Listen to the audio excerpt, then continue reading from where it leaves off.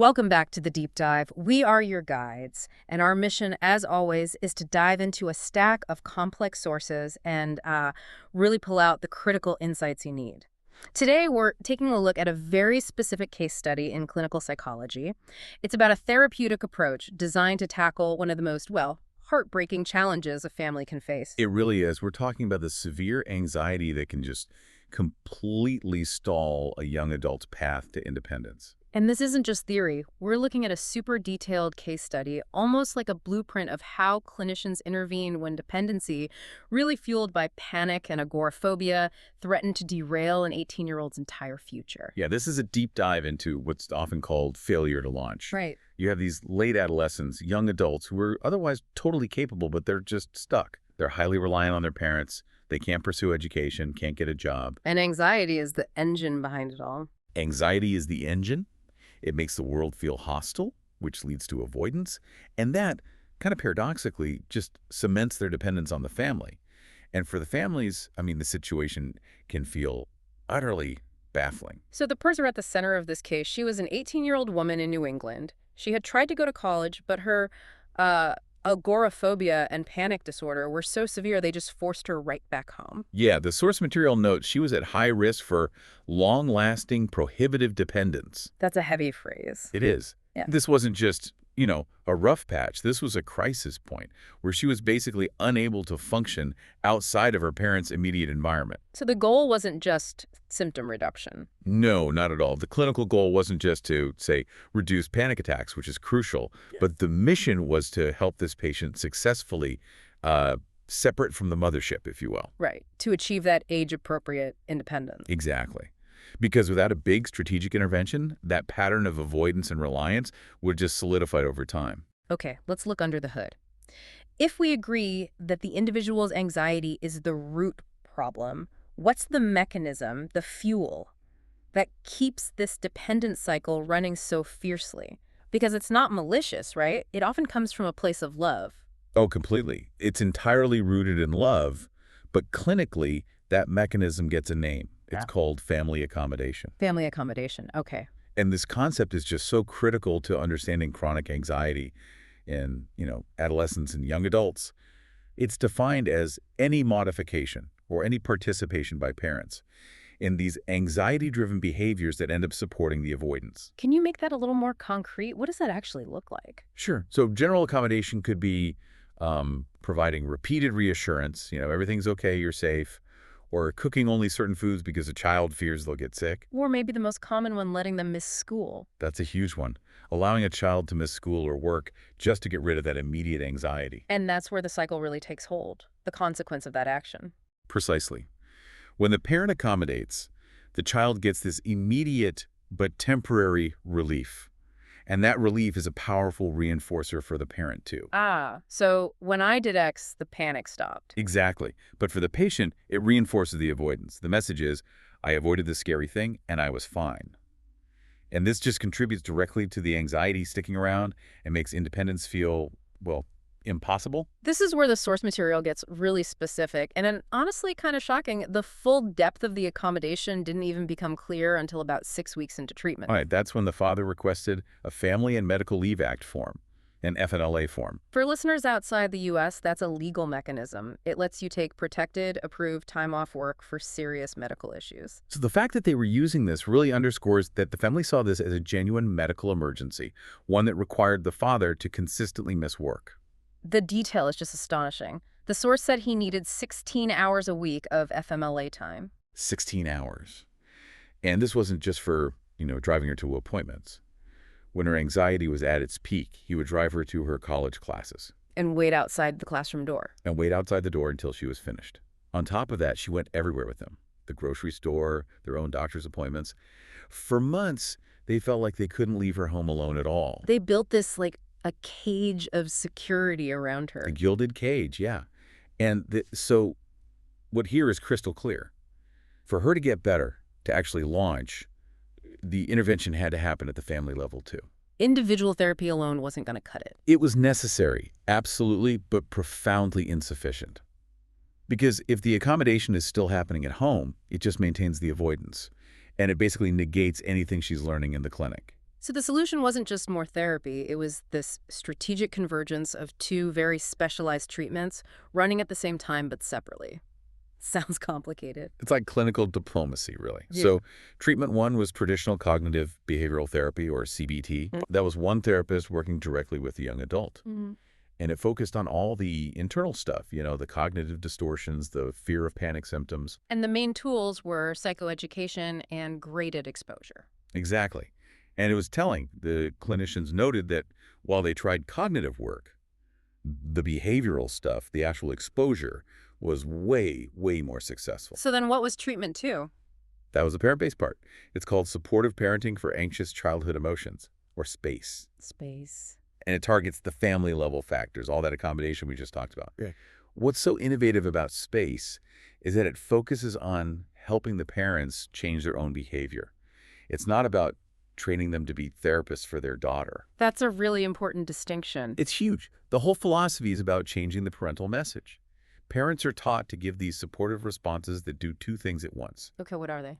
They convey acceptance of the distress. I see you're terrified right now. But at the same time, they communicate total confidence in her ability to handle it. This is hard, but you can manage this feeling. So it's a shift from protection to support. A fundamental shift. It moves away from the message of, you're too fragile for this, which is what protection can sometimes sound like, toward this really empowering message of support. That's such a crucial and I imagine a really hard lesson for parents. That loving your child in this context means pulling back a bit. It's the biggest hurdle. And this brings up a huge question the clinicians had to manage. How do you coordinate two separate treatments for an adult child without, violating trust? Right. The logistics must have been a nightmare, especially because she specifically asked for separate clinicians. She did. She was fighting for her independence, and that meant her therapist had to be her own. So how did they manage the information flow? They communicated frequently, but it was rigorously controlled. Information could go from the SPACE therapist, who was working with the parents, to the CBT therapist. So he knew what she was dealing with at home. Right, but never the other way around. Ah, that makes sense. It's key. That unidirectional flow protected her autonomy. If her therapist, the one she's trying to build trust with, was sharing her private fears with the parent's therapist, the whole thing would just crumble. So once they had that trust established, what was the actual strategy? How did they make these two treatments work together? This was the clinical masterstroke. They aligned, on a weekly basis, her individual CBT exposure hierarchy with the parent's SPACE accommodation reduction plan, They literally mapped them out side by side. side by side. So what did that look like at the start? What were the first steps? Very modest. Her first exposure was literally just walking 50 feet from the house and back by herself. And she could do that. She could manage that, yeah. But functionally, she was still getting worse in other areas. Her college attendance had stopped completely unless her dad was physically waiting outside. So the individual work was being canceled out by what was happening at home. Totally. So at the same time, on the parents' side, their first target for accommodation reduction wasn't the high-stakes college stuff. It was just leaving her home alone. Okay. And the first steps were tiny. Leaving for 5-10 minutes, gradually increasing it, and to their total surprise, she handled it way better than they feared. She wasn't panicking. Not at all.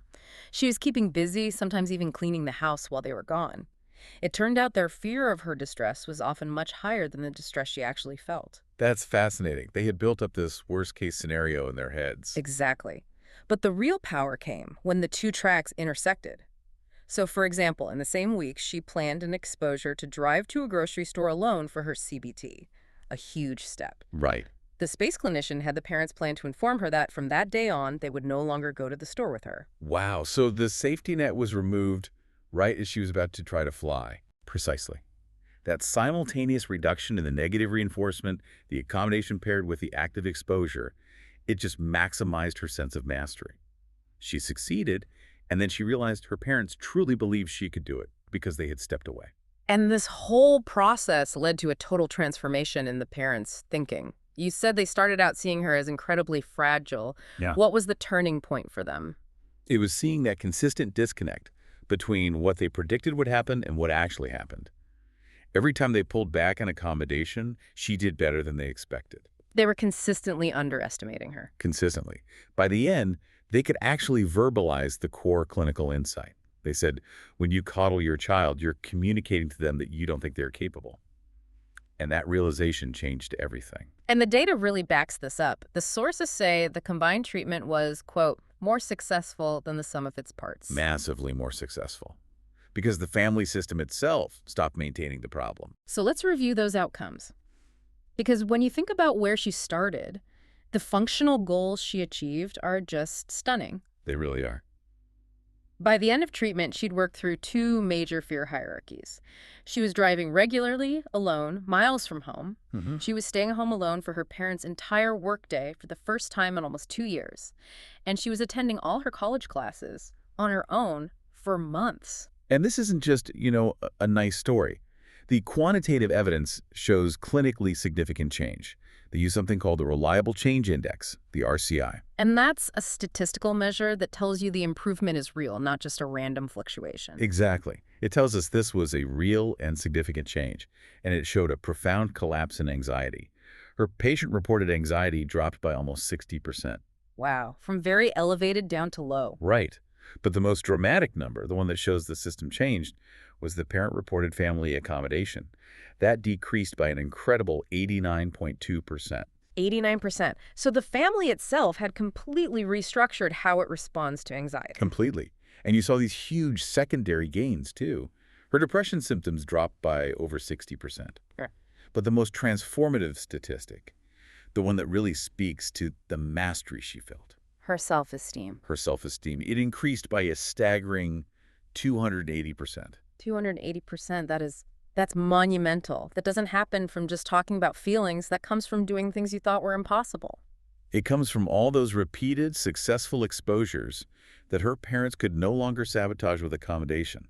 Every time she drove alone or stayed home alone and found herself cleaning instead of panicking, those victories built on each other. It confirmed the new message from her parents. The new message, I know this is hard, but I know you can handle it. That belief, paired with her success, is what created that radical increase in her self-worth. And the ultimate proof came 8 months after treatment ended. It did. The patient wrote back to the clinical team. She told them she was moving out of her parents' home and into a college dorm. Starting a job. And describing her life as incredibly different. That successful, sustained separation happened because the changes in her parents' behavior prevented the avoidance from creeping back in long after her formal therapy ended. The environment just no longer reinforced being stuck. So if we connect this to the bigger picture, this integrated approach, it seems like it could have huge implications for other disorders. Oh, absolutely. This dual-layer approach, individual exposure plus family accommodation reduction, could be applied to so many other anxiety disorders where the family is, maintaining the problem. Like what? How would that look for other conditions? Well, think about social anxiety. A child refuses to speak to strangers. Accommodation might be the parent always ordering their food for them or handling all their phone calls. The integrated approach would mean the parents have to stop speaking on the child's behalf. That's the accommodation reduction. At the exact same time, the patient's doing a small exposure, like asking a waiter for more water. Or something like OCD. Or OCD, exactly. If a child has contamination fears, parents might accommodate by buying special cleaning supplies or making separate meals. The space part would be the parents stopping that. They stop providing the specialty items. They stop participating in the rituals. The principle is identical. The family has to stop providing relief for the avoidance. So the key takeaway here for you, the learner, is pretty clear. For severe anxiety and dependence in young adults, effective treatment has to be multi-pronged. It has to target the individual's symptoms with something like exposure, and at the same time, it has to rigorously dismantle that external reinforcement cycle by reducing the family accommodation. And here is a final provocative thought for you to consider. If severe anxiety's ultimate, if subconscious goal is dependence, keeping the individual safe and close, then is the real measure of success, not just symptom reduction? Is it maybe the complete dismantling of the environment that made that lifelong dependence seem like the only way to survive?